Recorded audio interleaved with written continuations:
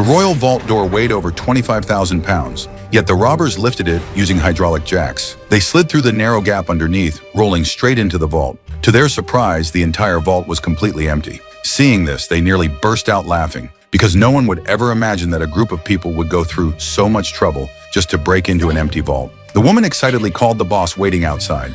She told him that the first step of the plan had been completed successfully. Now all they had to do was patiently wait for 34 European aristocrats to deliver their treasures here. On the night before the auction, the auctioneer packed 34 pieces of jewelry into boxes. After closing the vault door, he secured it with fingerprint recognition and facial recognition, locking it down completely. With security this tight, even with the key, opening the vault would take 6 hours. The robbers immediately got to work. They put on specially designed protective suits to make sure not a single trace was left behind, not even a strand of hair. Keela used pre-recorded surveillance footage to loop the video and replace the live feed. The others repeated their earlier method, passing through the hidden chamber and reaching the back of the vault. One by one, they rolled through the gap into the vault. Watching the monitors, Keela saw everything going smoothly. Thinking about 44 million euros soon landing in their pockets, the crew could barely contain their excitement. The leader, Berlin, carefully stepped forward to assess the situation. At that moment, the auctioneer was just one wall away from them. Who would have thought that inside such a heavily guarded vault, a master-level crime was unfolding right now? Each piece of jewelry had its own identification number, making it easy to keep count. With perfect coordination, the jewels were stolen one after another. But during the distribution, the old man and Berlin got into an argument. A jewelry box fell hard to the ground, jewels and all. The noise instantly caught the auctioneer's attention. The guard explained that it was probably metal panels expanding. Besides, he showed the auctioneer the surveillance footage. Everything looked normal. Still uneasy, the auctioneer pressed his ear to the wall, trying to hear something. On the other side of the wall, the two men froze in place. Their faces turned serious, terrified that the auctioneer might notice something.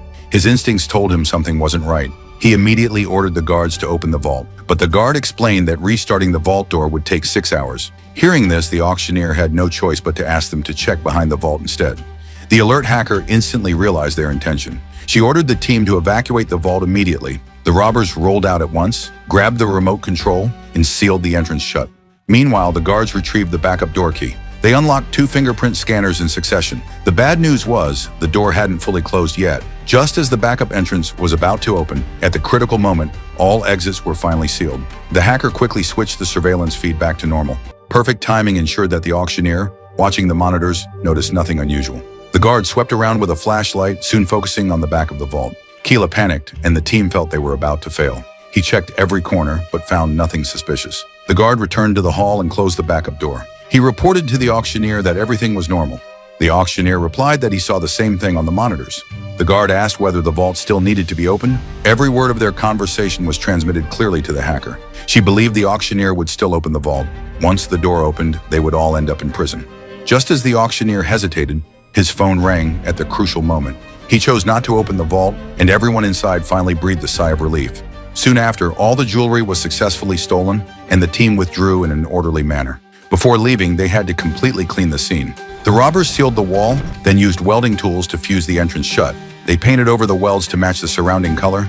They vacuumed up all the welding residue, making sure nothing was left behind. They rebuilt the wall with fake old bricks. All tools, including the lifting equipment, were left inside the tunnel. They sealed the tunnel, took the jewelry, and disappeared. A flawless heist was now complete. Berlin imagined that centuries later, when future generations might discover those tools, how unbelievable it would seem. They would become legends. To avoid suspicion, they didn't flee overnight. Instead, they planned to leave gradually the next day. The old man placed the jewels into vacuum bags and compressed them into small packages. Looking at the hard-earned fortune, tears welled up in his eyes. He then hid the compressed jewels inside cans of herring and resealed them. By the time the police discovered something was wrong with the vault the next day, it was already far too late. Berlin arranged for Bruce and Keela to leave first. They carried 3 pieces of jewelry and checked out disguised as backpackers. They took a bus to Spain, then traveled through the Pyrenees Mountains to their destination. Ken and Cameron left pulling suitcases. The old man carried the remaining cans, posing as a happy family with them, traveling in a camper van. As the mastermind, Berlin was the last to leave the hotel. Finally, he boarded a train to the destination to reunite with the others. But will they really escape the country successfully? We'll find out next time.